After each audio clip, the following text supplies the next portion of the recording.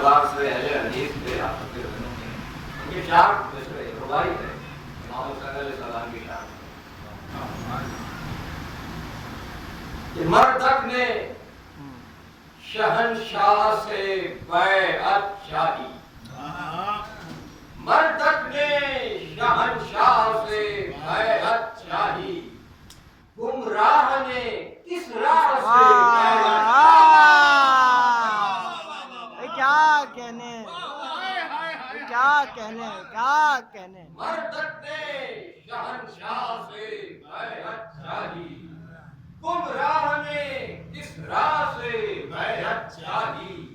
مصداق ہوا معنی-e تبت کا یزید، فرزند-e-Yadullah سے کیا کہنے کیا کہنے.